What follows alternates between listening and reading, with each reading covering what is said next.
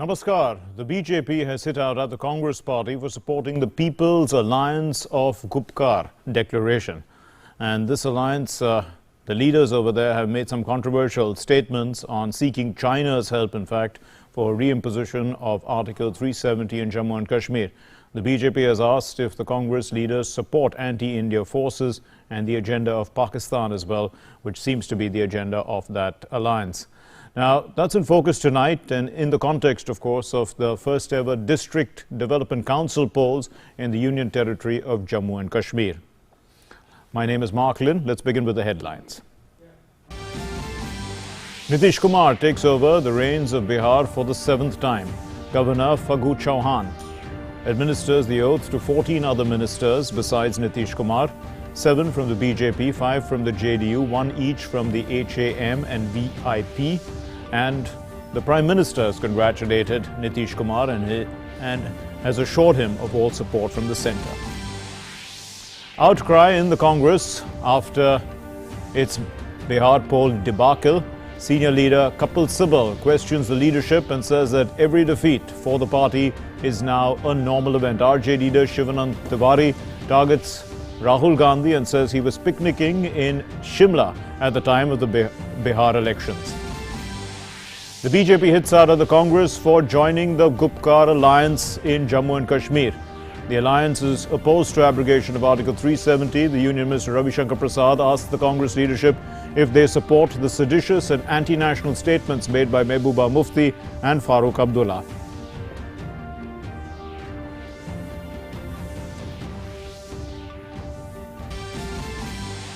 Prime Minister Narendra Modi unveils the Statue of Peace on the 151st birth anniversary of the Jain Acharya Sri Vijay Vallabh Surishwar Ji Maharaj and requests spiritual gurus to support Vocal for Local and to encourage Atmanirbhar Bharat campaign.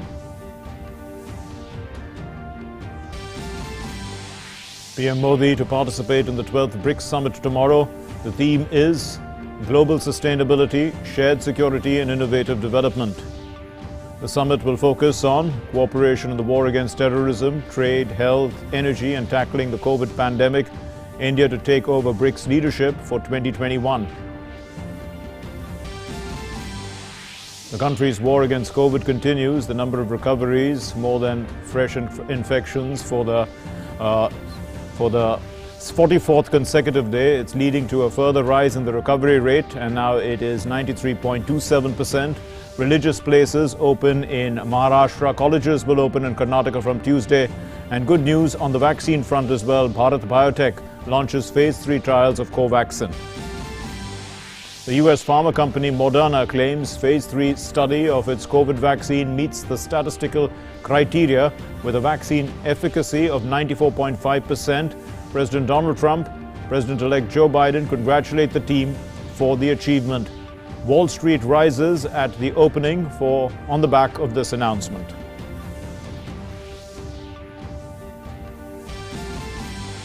Fresh snowfall in mountainous regions of North India, snowfall and rain in many areas of Jammu and Kashmir, Uttarakhand and Himachal. The cold wave conditions are expected to increase in North India. Slight improvement in the air quality in Delhi because of the rain.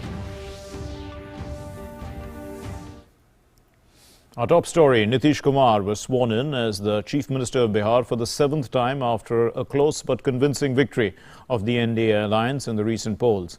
A total of 14 ministers were sworn in with Nitish Kumar. They include 7 from the BJP, 5 from the JDU and 1 each from the Hindustani Awam Morcha and the Vikashsheel Insan Party. The Prime Minister has congratulated Nitish Kumar and assured him of all possible support from the centre for the welfare of the state.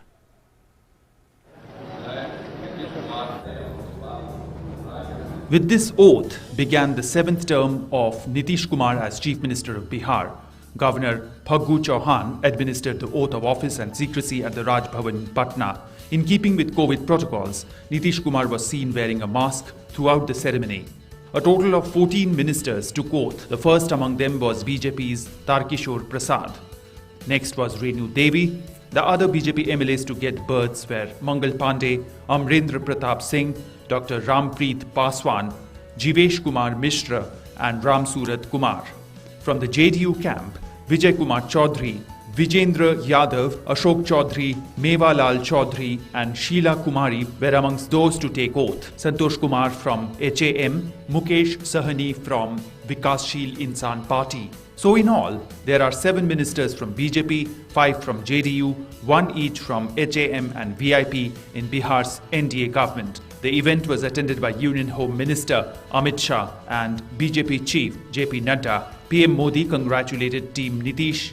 In a tweet, he said, "Congratulations to Nitish Kumar ji on taking oath as Bihar's CM. I also congratulate all those who took oath as ministers in the Bihar government. The NDA family will work together for the progress of Bihar. I assure all possible support from the centre for the welfare of Bihar." Nitish Kumar began his political career as part of the JP movement, rubbing shoulders with the likes of Lalu Prasad and Ramvilas Paswan. His first assembly win came in 1985. He also won the Lok Sabha polls in 1989. In the 90s, he parted ways with the Janata Dal and Lalu Yadav to set up the Samata Party with Samajwadi leader George Fernandes. Nitish Kumar got a ministerial berth at the centre when the Samata Party entered into an alliance with BJP led by Atal Bihari Vajpayee. He held the agriculture, railways and road transport berths at the centre. Later, the Samata Party merged with Sharad Yadav's Janata Dal faction, resulting in the birth of JDU. Returning to state politics, he became Chief Minister for the first time on 3rd March 2000. Though his first government lasted only a week, Nitish has successfully governed Bihar for nearly 1.5 decades. He is also known as Sushasan or Good Governance Babu for transforming what was once known as Bimaru state.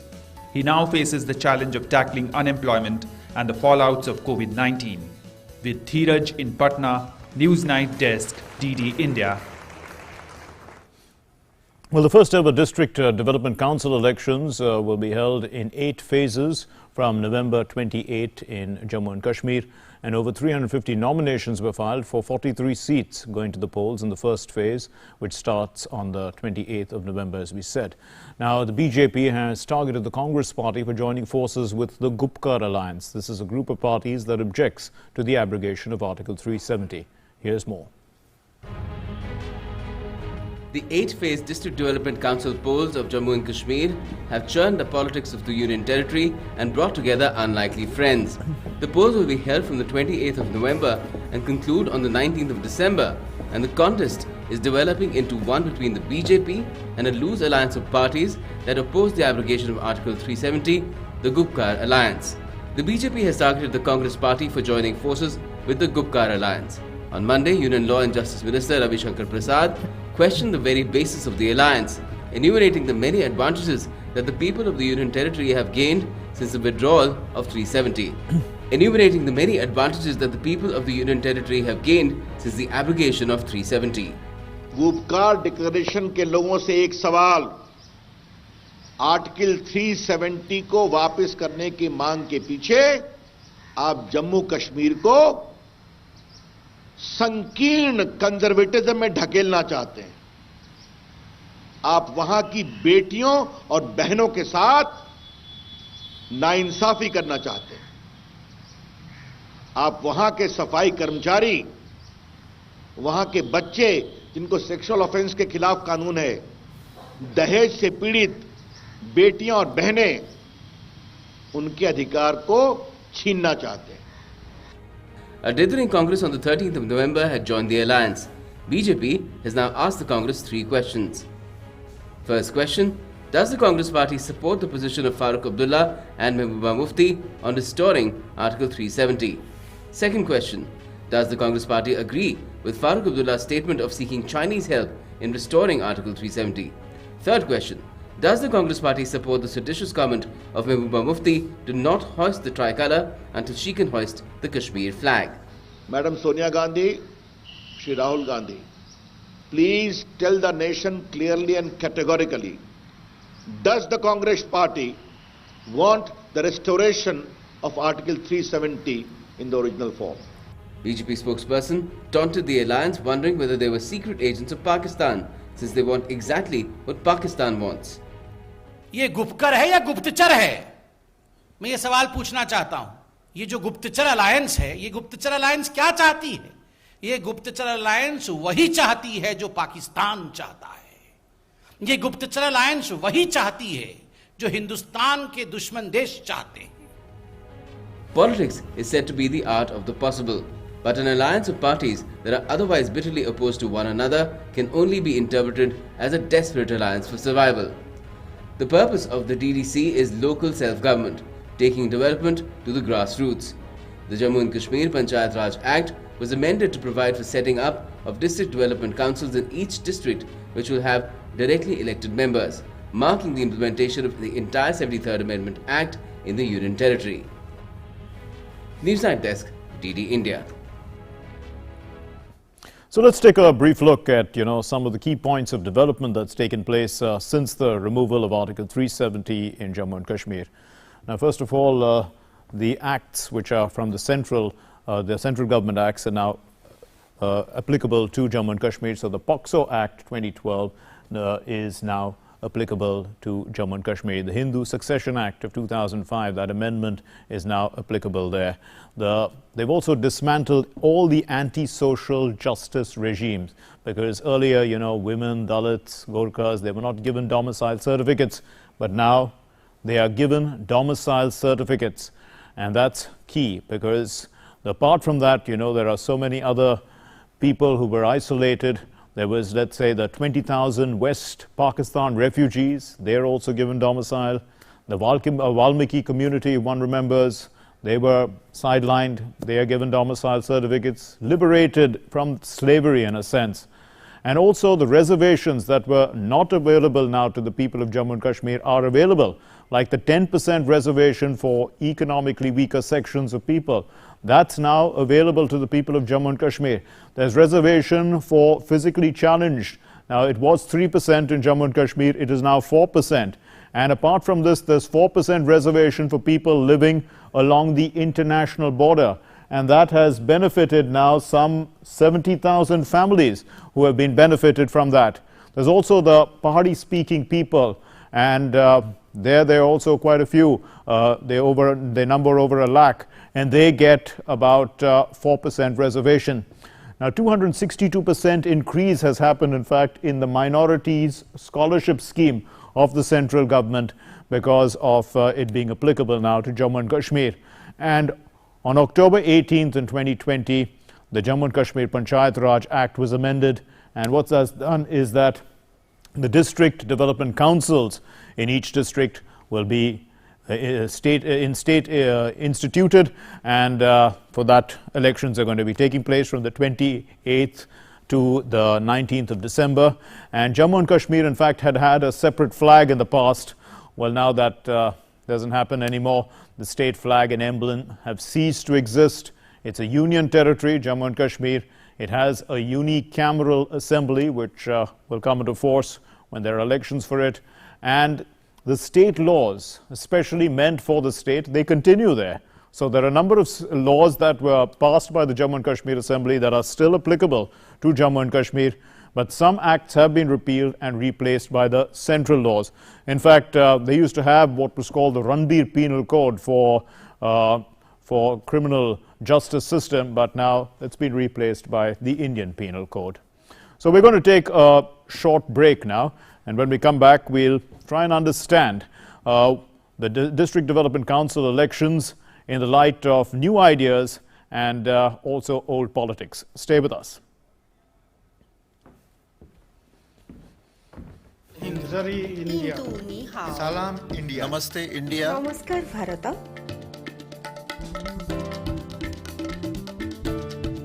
Mui India. Nahnu Hunud. India. Ma Hindi Hasti. Mung Hindian. Salam Hindustan. We are India.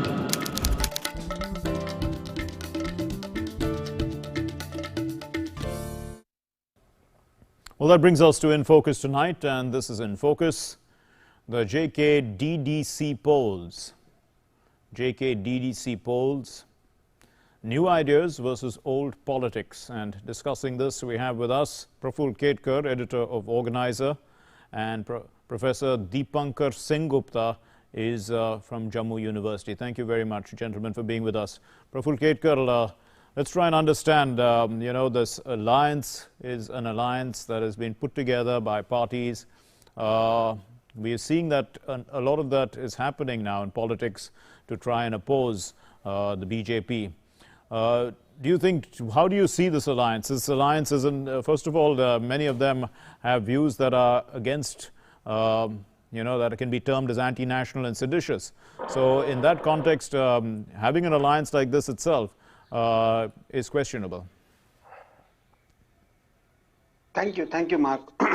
See, we need to understand,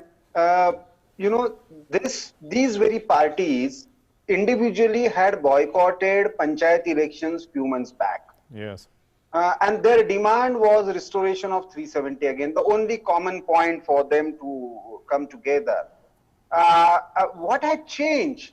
What had changed that they have come together and now contesting DDC elections? It clearly shows that they are afraid of something. There is a pressure from below. They know that the people are.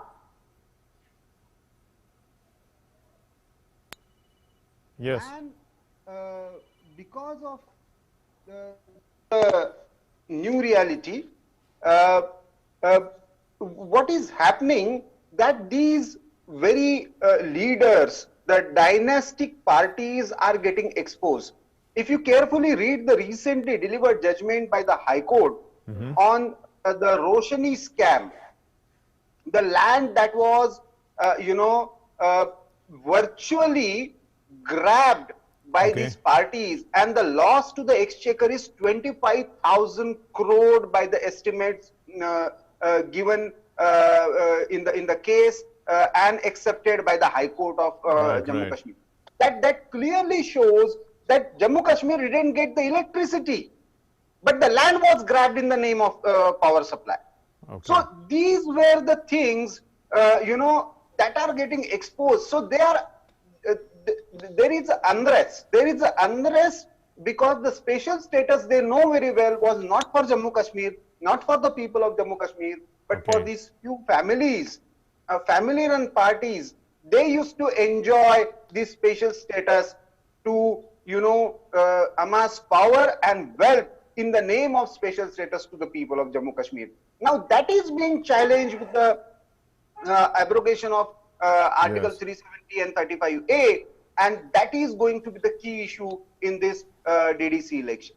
Professor Sengupta, so in fact, corruption was a serious charge, and people had been upset with the parties, the traditional parties of Jammu and Kashmir, and they were looking for new leadership, looking for young leadership also as a result of that. Do you see, the possibility of younger and newer leadership emerging in line with the new thinking, new ideas that have emerged post the abrogation of Article 370, because the state is moving forward by leaps and bounds, in fact, in terms of development, as we saw with the application of a number of central laws in the state? Well, Mark, let us look at it this way. Jammu Kashmir, prior to the momentous events of August 5th and 6th, 2019, had a measure of autonomy, but it was also unfree. What do I mean by unfree? Unfree in the sense that this was a government which was extremely centralized. Why was it centralized? Because the fruits of the 73rd and the 74th Amendment, which the rest of the country enjoyed, could not be extended to the state of Jammu and Kashmir because of Article 370, because no state government would give concurrence. Now, what does this mean? It meant that there was only one power center, and that was at the state level. And monopolization of powers, especially when for some reason nobody really wants to find out what you are doing, and the entire system of government is shrouded in opacity and secrecy, is ripe for corruption. And one of the things that the democratic decentralization wanted to do was the empowerment of local communities, whereby powers and funds would go to the grassroots, to the villages, to the blocks, to the districts. That was what the 73rd Amendment was all about. And it would go to the towns and the cities. That was 74th Amendment that was all about. Now, this is something that was stoutly resisted. Why was this resisted? For a very simple reason. I mean, Praful has already told you that this PAGD alliance is an alliance of family-run parties. Here, political power within the parties and in the states, rotated around a few families. Okay. And they wanted to keep it that way. And Yes. what they wanted to do when they were boycotting the Panchayati Raj elections was to ensure that a new grassroots leadership in touch with people at the grassroots level would not be able to come up. Now Yes. look at the irony. In 2011, there were Panchayat elections. There was 70 to 80% polling across, and the party in power, that was the NC and the Congress, made sure that no funds would go to these panchayats. Now what has happened? Since Yes. 2019, since the extension of the constitution of the country to Jammu and Kashmir, the 73rd and the 74th Amendment automatically become applicable. And that is why you had to amend the Panchayati Raj Act of the state to include DDC. What it does is to bring in a whole lot of people who are actually in touch with the masses. And for the first time, you're giving them powers and you're giving them resources. Secondly, and Mark, this is extremely important. This was followed by a Back to the Villages campaign in several phases. What did this mean? It meant that the entire bureaucracy was told to get out from the offices and go to the villages, spend a couple of nights in the villages, find out what their problems are. Because so far, the bureaucracy and the politicians have operated in their silos and in their ivory towers. Yes. For the first time, they were told to go out, find out what the problems are, and tell the sarpanches, tell the punches, tell the BDCs what their powers are.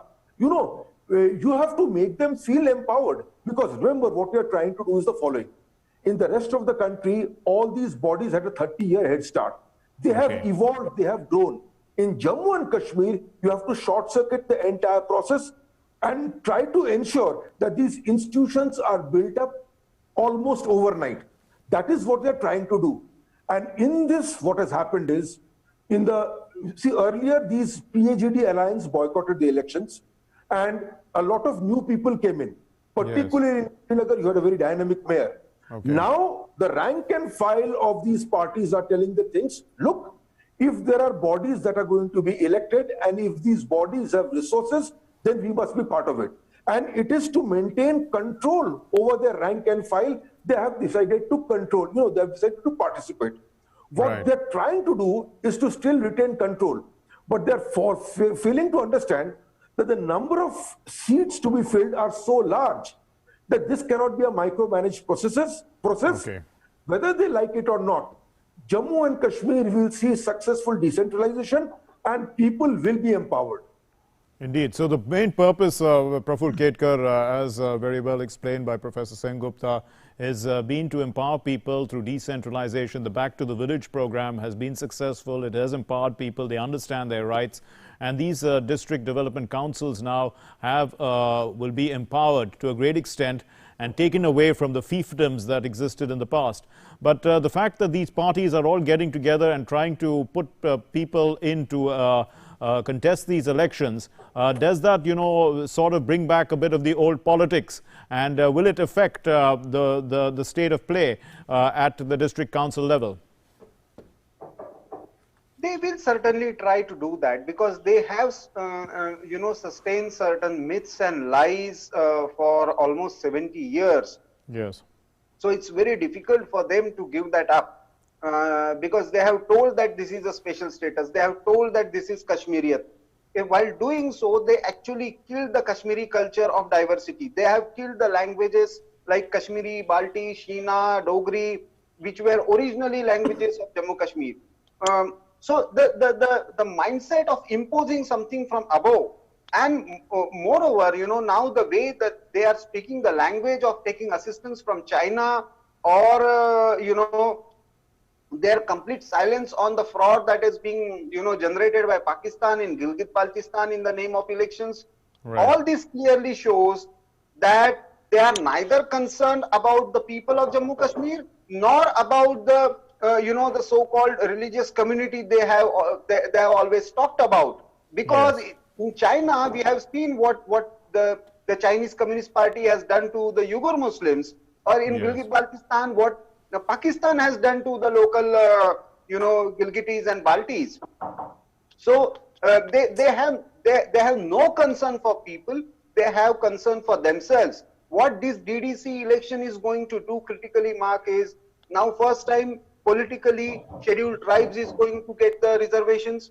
First time 33% reservation is there for women. So it is a very inclusive process. Okay. And therefore, they are upset that now their manipulations of, using Jammu Kashmir constitution as an alibi and misusing 370 to further, if they should answer only one question, if the constitution written by, drafted by Dr. Babasaheb Ambedkar and our constitution makers is good for the entire country, why it is bad for Jammu Kashmir? If it is extended to the state of Jammu Kashmir. This is the fundamental question they will have to answer. Sure. We're running short of time, but Professor Sengupta, you did say that, what your first answer really defined was that it's a people-led movement for development in that context. And so we are going to, that basically is what democracy is at the end of the day.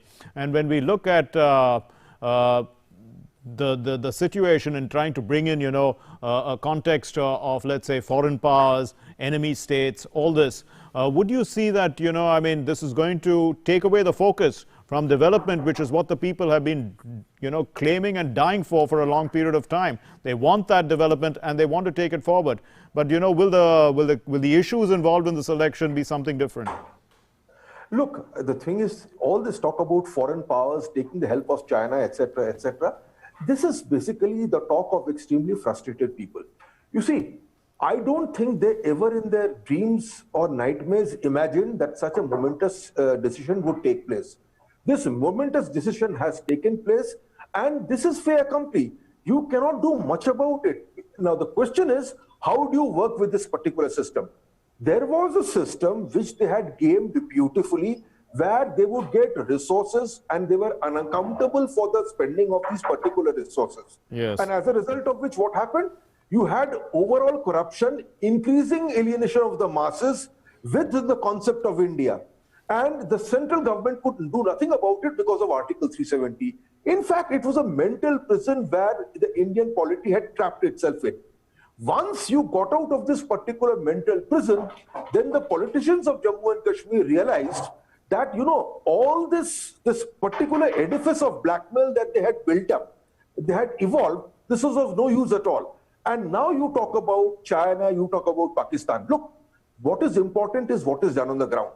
If we are able to ensure development on the ground, if you are able to ensure people's participation, if people understand that this is a form of government, that their governance in which their inputs are being taken and the policies that are being devised is not coming from above. It is basically for them and it is by them.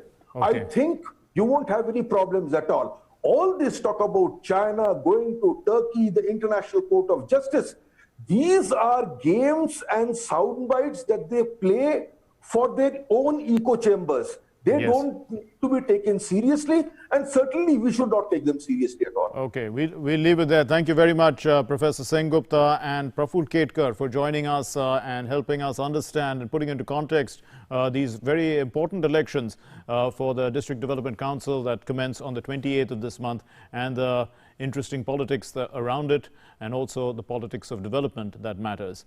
Moving forward then, the senior Congress leader Kapil Sibal has once again questioned the length of time that the Congress party is taking to introspect on its loss of political space. So the Congress has underperformed in Bihar. It won just 19 of 70 seats that it had contested as part of the Mahagathbandhan. And Sibal said that the party knows what's wrong, it knows that it's in decline, and the decline will continue without a course correction. Meanwhile, the RJD leader Shivanand Tiwari has blamed Rahul Gandhi for the loss in Bihar, and the BJP has said that the Congress leaders visit Bihar like tourists to show no interest in the state. More in this report. With diminishing status of the Congress party in most of the regions, it is fighting a lot of criticism and scathing attacks coming from all quarters, including insiders and loyalists. And to add to the misery of the Congress party, senior Congress leader and former Union Minister Kapil Sibal has spilled the beans, questioning the leadership and exposing the fissures within the party. In an interview given to One National Daily, Sibal said, "The people of the country, not just in Bihar, but wherever by-elections were held, obviously don't consider the Congress to be an effective alternative. After all, the alternative in Bihar was the RJD. We lost all the by-elections in Gujarat. Even in the Lok Sabha elections, we had not won a single seat there. In some of the constituencies in UP, the Congress candidates in the by-elections notched up less than 2% of the votes cast. We know what is wrong with the Congress. The Congress party itself knows all the answers. If they do not recognize those answers, then the graph will continue to decline. Since there has been no dialogue and there seems to be no effort for a dialogue by the leadership, and since there is no forum to express my views, I am constrained to express them publicly.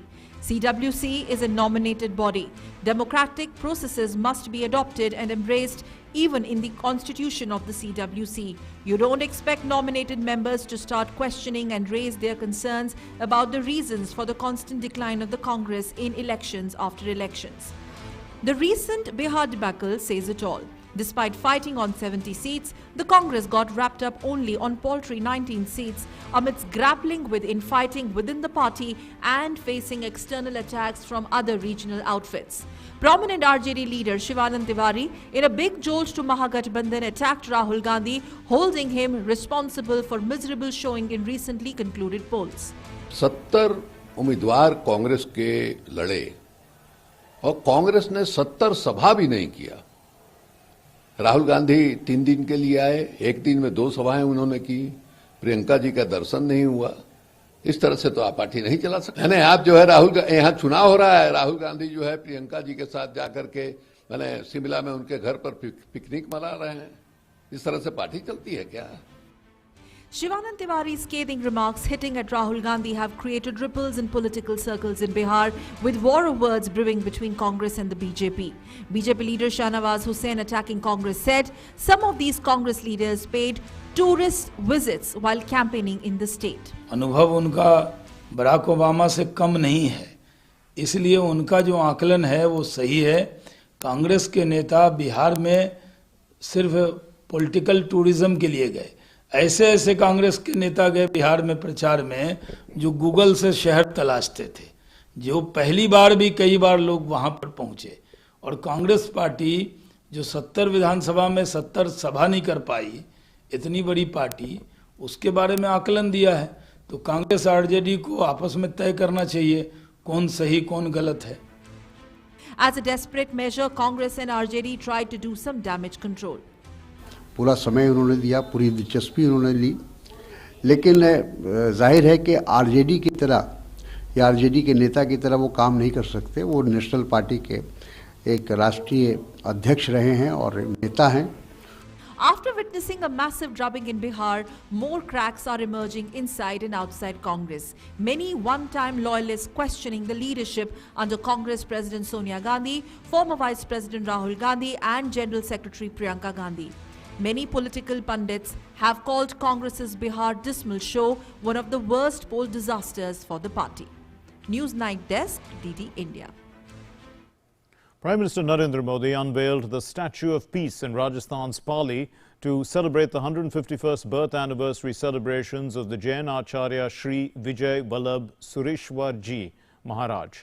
The Prime Minister said that India has been an example of humanity, the path of peace, non-violence and fraternity for the whole world, and that the world looks favorably at India. Here's our report. Prime Minister Narendra Modi unveiled Statue of Peace to mark the 151st birth anniversary celebrations of Jainacharya Shri Vijay Vallabh Sureshwar Ji Maharaj via video conferencing. The 151-inch tall statue has been made from 8 metals, with copper being the major constituent. Mentioning two Vallabhs, that is Sardar Vallabhbhai Patel and the Jainacharya Vijay Vallabh Sureshwarji Maharaj, Prime Minister said that he feels blessed by the fact that after dedicating the world's tallest statue of Sardar Patel, Statue of Unity, he is getting the opportunity to unveil the Statue of Peace of the Jainacharya Shri Vijay Vallabh Ji. Gujarat की धरती ने हमें दो वल्लभ दिए। राजनीतिक क्षेत्र में सरदार वल्लभ भाई पटेल और आध्यात्मिक क्षेत्र में जैनाचार्य विजय वल्लभ सुरीश्वर जी महाराज। वैसे मैं दोनों ही महापुरुषों में एक समानता और देखता हूं। दोनों ने ही भारत की एकता और भाईचारे के लिए अपना जीवन समर्पित कर दिया। Reiterating his stress on vocal for local, Shri Modi requested that, as happened during the freedom struggle, all the spiritual leaders should amplify the message of Atmanirbharta and preach about the benefits of vocal for local. मैं आचार्यों से, संतों से, भगवंतों से, ऋषियों से, कथाकारों से एक आग्रह करना चाहता हूं। जिस प्रकार से आजादी के आंदोलन की पीठिका भक्ति आंदोलन से शुरू हुई, भक्ति आंदोलन ने एक ताकत दी, वैसे ही आत्मनिर्भर भारत की पीठिका तैयार करने का काम भी हमारे संतों, महंतों, आचार्यों का है। आप जहां भी जाएं, जहां भी बोले, अपने शिष्य हो या संत जन हो, आपके मुंह से लगातार ये संदेश देश के हर व्यक्ति तक पहुंचते रहना चाहिए। और वो संदेश है vocal for local. Talking about the educational institutions established by the Jainacharya, the Prime Minister praised his efforts to make the country Atmanirbhar in the field of education, as he established many institutes with Indian values in states like Punjab, Rajasthan, Gujarat, Maharashtra and Uttar Pradesh. The Prime Minister said India has always shown the path of peace, non-violence and friendship to the world. Today, the world once again looks towards India for similar guidance. Newsnight Desk, DD News. And Prime Minister Narendra Modi will be attending the 12th BRICS Summit on the 17th of November 2020 at the invitation of the host, President Putin. The theme is Global Stability, Shared Security and Innovative Growth. The meeting will be held in the virtual format, and during the summit that is being held in the backdrop of the 75th anniversary of the United Nations and in the midst of the COVID-19 pandemic, leaders would be discussing intra-BRICS cooperation and key issues in the global context, including the reform of multilateral system, measures to mitigate the impact of the ongoing COVID-19 pandemic, cooperation in counter-terrorism, trade, health, energy and people-to-people exchanges. India will take over the chairmanship of BRICS, which would be the third BRICS presidency for India since the inception, and will host the 13th BRICS Summit of 2021. The Union Health Minister, Dr. Harsh Vardhan, chaired the 147th WHO Executive Board meeting via video conferencing and delivering his opening remarks. The minister commended the role of the WHO during the last 10 months of the pandemic. The minister also called for enhancing collaboration, cooperation among member states for efficient, responsible discharge of public health obligations.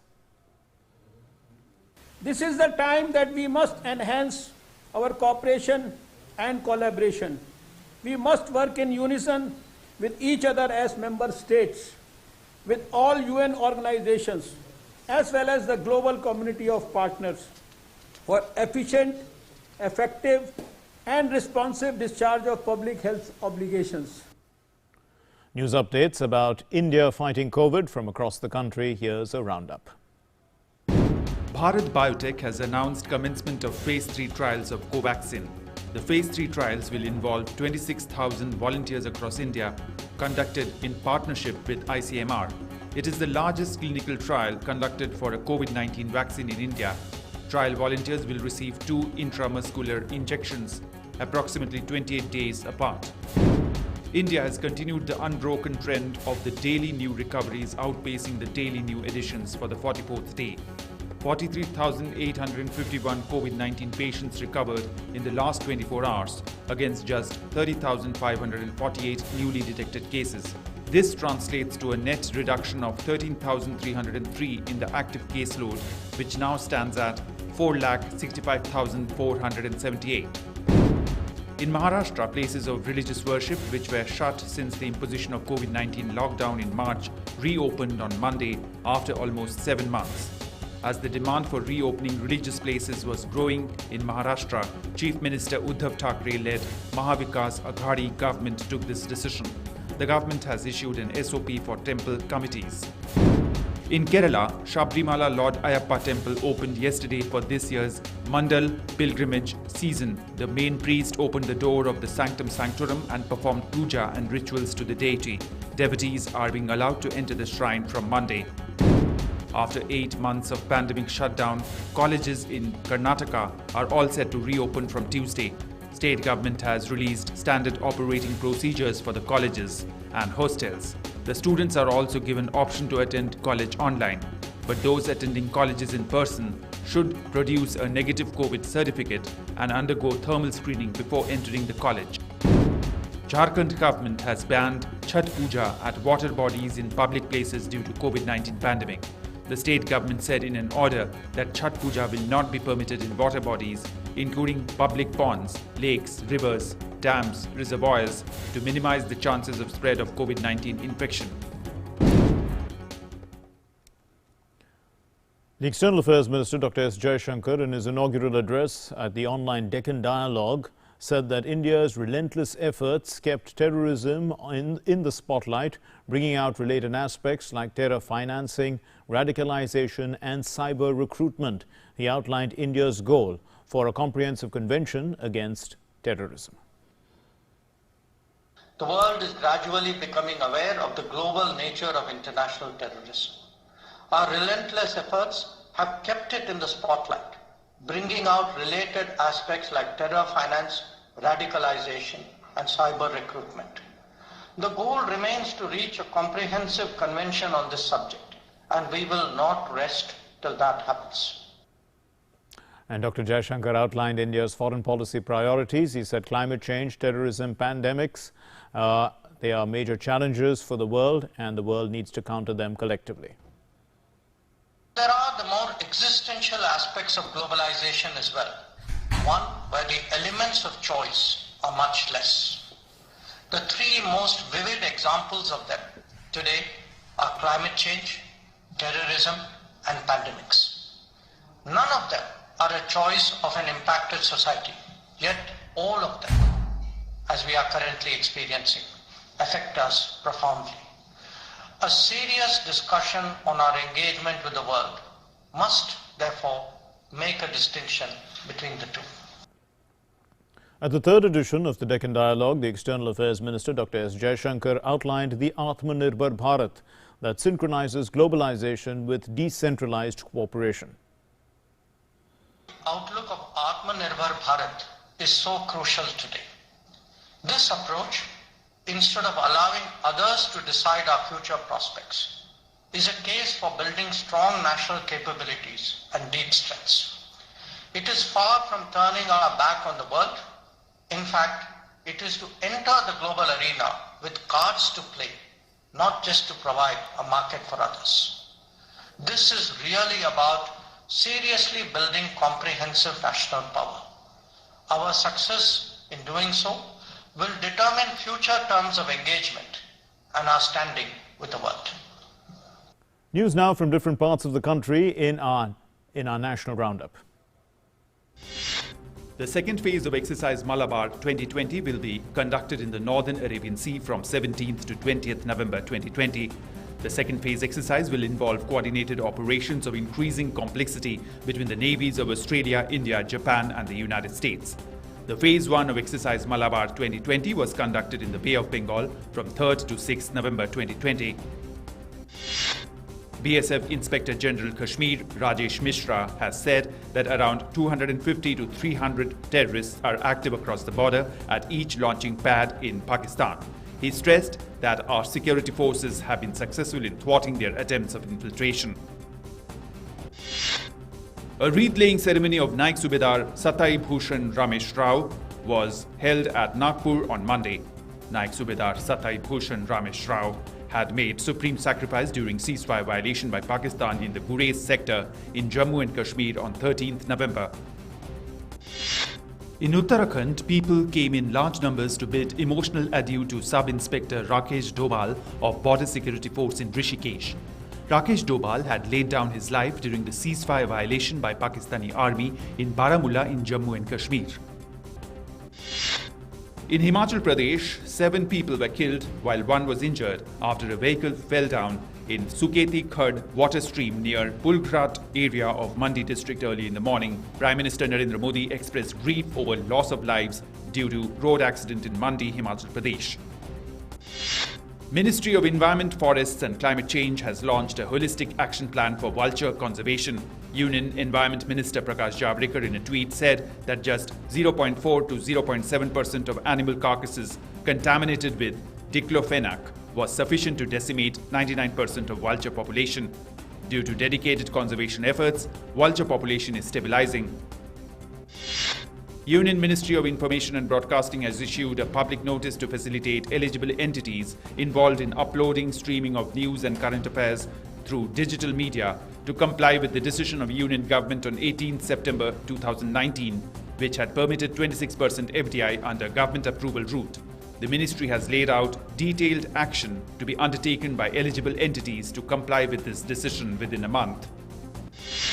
With an aim to include newly eligible voters, special summary revision of electoral roll has commenced in all 70 assembly constituencies of the National Capital Territory of Delhi, with draft publication of electoral roll on Monday.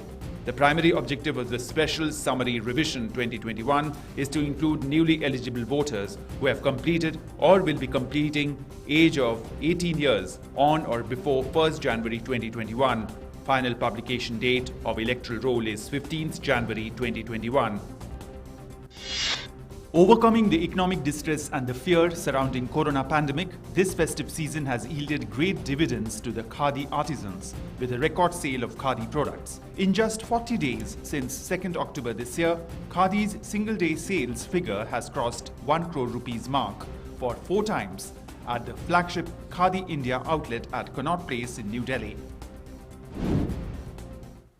Today is National Press Day, and the day is observed on the 16th of November every year. It's symbolic of the free and responsible press, and it was on this day that the Press Council of India started functioning as the moral watchdog to ensure that the press maintains high standards and is not fettered by any influence or threats. So, addressing a webinar on the occasion, the Vice President M. Venkaiah Naidu, the Union INB Minister Prakash Javadekar and Lok Sabha Speaker Om Birla spoke on the importance of a free, responsive and fearless press in a vibrant democracy.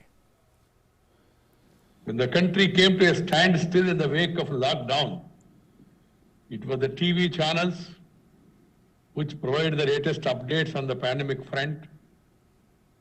More importantly, both print and TV channels have played an invaluable role in informing, in educating the masses and creating awareness on the precautions to be taken to combat COVID-19. Press की आजादी अनिर्बंध नहीं होती, ये जिम्मेवार आजादी है, responsible freedom. और कोई भी आजादी ये उसके अंगभूत बंधनों के साथ आती है कि एक रिस्पॉन्सिबल जर्नलिज्म करना है, सेंसेशनलाइजेशन नहीं करना है। शक्ति के साथ जिम्मेदारी का संतुलन अत्यंत आवश्यक है। समाज में सही और सत्यापित खबरें पहुंचाने के साथ साथ आपका यह भी दायित्व बनता है कि भ्रामक और मिथ्या खबरों पर रोक लगाएं। Well, the winter is fast setting in and the cold has intensified in the northern parts of the country. It snowed, in fact, in several traditional hill stations of the Himalayas. While cold wave has intensified due to heavy snowfall reported in the higher reaches of Himalayas in North India, at the same time light to medium rainfall in the northern plains has brought some relief from pollution. The portals of Kedarnath Shrine have been closed for devotees in the midst of snowfall for the winter season on Monday morning. Chief Minister of Uttar Pradesh, Yogi Adityanath, and Uttarakhand Chief Minister Trivendra Singh Rawat were present on this occasion. The Utsav Murti of Lord Kedarnath departed for the winter seat of prayers in Okhimat. Apart from this, on the occasion of Bhai Dooj, the portals of the Yamunotri Shrine have also been closed. On the other hand, the portal of Badrinath Shrine will close down on 19th November. But weather conditions have changed there and snowfall is going on since morning. According to the Met Office, snowfall in the higher reaches of Uttarakhand and light rain in lower areas has been forecast. On the other hand, snowfall has been reported in Shimla, the capital of Himachal Pradesh. Kufri's weather changed and tourists seem to enjoy every moment of this changed weather. Snow prediction देख के ही आए थे कि it was predicted to snow today and वो देख के ही आए थे बट रात को थोड़ा डिसअपॉइंटिंग था बट सडनली 2 बजे से बर्फ गिरना शुरू हुई एंड फिर टोटली सब वाइट हो गया. इस तरह की स्नो की उम्मीद तो की नहीं थी बट अब फैमिली के साथ आए और हमें अचानक से देखने को मिल रहा है तो बहुत मजा आ रहा है इस चीज को एंजॉय करके. बहुत अच्छा लग रहा है. ऐसे लग रहा है कि God is here with us and we are enjoying a lot. And we never thought that we will get so much of snow over here. Snowfall से ताजी गिरती मिली है. पहले जब भी आते तो बर्फ जरूर होती थी लेकिन स्नोफॉल कभी नहीं मिली. फर्स्ट टाइम में स्नोफॉल मिली है. बहुत अच्छा लग रहा है. Cold wave is predicted to intensify in North India due to snowfall and rainfall in Jammu and Kashmir. Also, it is good for the rabi crops. Snowfall is going on in Ramban area of Jammu and Kashmir. Rainfall in Amritsar led to people realizing the presence of cold wave, while light clouds could be seen in Delhi and its nearby areas, but the possibility of rain seems to be weak. However, air quality index in Delhi till now is still in poor category. This was hovering around 228 in the afternoon, but people are relieved from the severe category of air quality index. Bureau Report, DD India. In another promising medical development, the biotechnology company Moderna has announced its COVID-19 vaccine could be up to 94.5% effective. Moderna said that the independent NIH-appointed Safety Data Monitoring Board for the Phase 3 study of the mRNA 1273, its vaccine candidate against COVID-19, has informed Moderna that the trial has met the statistical criteria pre-specified in the study protocol for efficacy, with a vaccine efficacy of 94.5%. The study, known as the COVE study, enrolled more than 30,000 participants in the United States. And the US President Donald Trump said that such great discoveries all took place on his watch. In a tweet, he said that another vaccine just announced, this time by Moderna, 95% effective. And for those great historians, please remember that these great discoveries, which will end the China plague, all took place on my watch.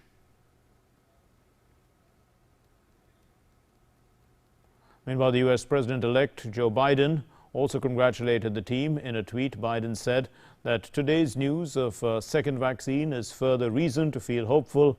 What was true with the first vaccine remains true with the second.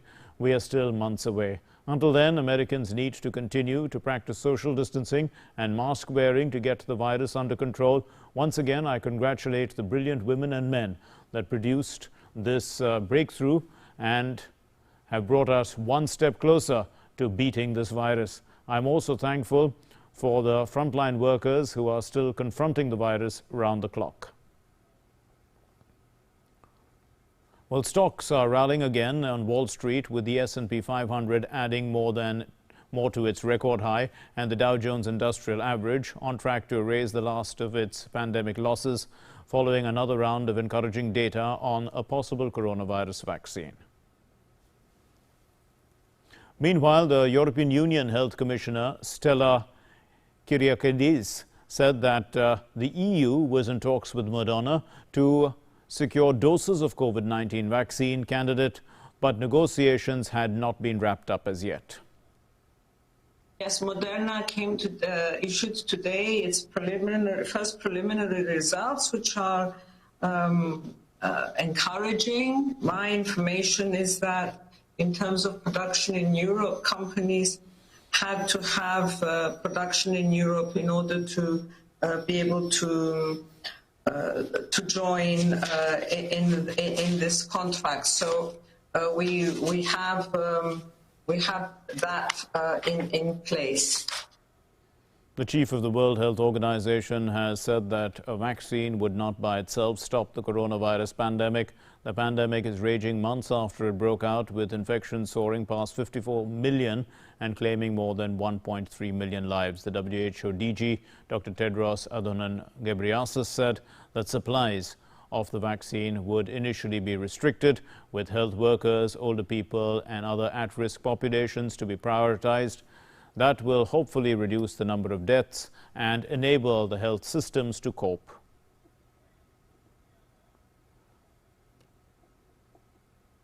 Well, Russia has reported a record high of 22,778 new coronavirus infections on Monday, including 6,360 in Moscow, bringing the national tally to 1,948,603.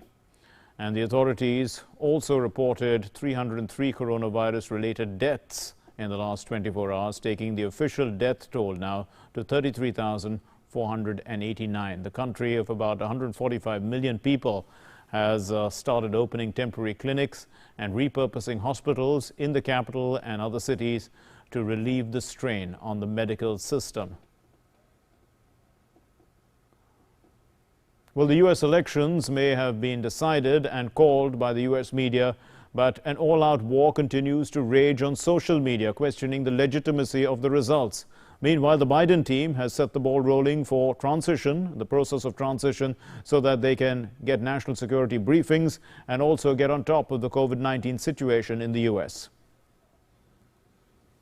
Appearances suggested that Sunday was as Sunday as it could be for the victor and the vanquished in the U.S. presidential race. While the still incumbent Donald Trump played golf, a second successive day at the Trump National Golf Club in Potomac Falls, Virginia, President-elect Joe Biden went to the Brandywine Catholic Church in Wilmington, Delaware, where he usually prays. But a storm raged on social media and the airwaves the same day. In a matter of hours, Trump first tweeted about a series of alleged malpractices in the 3rd of November presidential election, where he inadvertently conceded the race to Biden with the words, "He won because the election was rigged." But when the tweet gained traction on the media and elsewhere as Trump's first acknowledgement of defeat, he tried to set the record straight by repeating his rigged election charges and saying emphatically that he concedes nothing. Regardless of Trump's tweets, Biden's incoming chief of staff said what needs to be done now is to get the ball rolling on the transition process so that Biden's team starts getting national security briefings and getting on top of the COVID-19 situation raging in the U.S. What we really want to see this week, Chuck, is the General Services Administration issue that ascertainment so we can start to do the kinds of things you and I talked about a few minutes ago. Meet with these vaccine officials, kind of get the intelligence briefings for the president-elect, the vice president-elect. That's really the measure of how this is moving forward this week, I think. Biden backer and former U.S. President Barack Obama also advised Trump in a Sunday TV interview to do the right thing by putting his country first, instead of himself and his ego, his interests and his disappointments. But Trump is not giving up, and neither are his supporters, who took out rallies over the weekend in his support, which even led to clashes in some cities with Biden supporters. Though his campaign dropped the allegation from its lawsuit that hundreds of thousands of mail-in and absentee ballots were illegally processed without its representatives watching, it stayed the course on trying to blocking Pennsylvania from certifying a victory for Biden in the state, maintaining its claim that Democratic voters were treated more favorably than Republican voters. Newsnight Desk, DD India. That's all we have in Newsnight, but remember to keep yourself safe and all those around you safe. It's a simple task, really. Just wear a mask. Thanks for watching. Namaskar.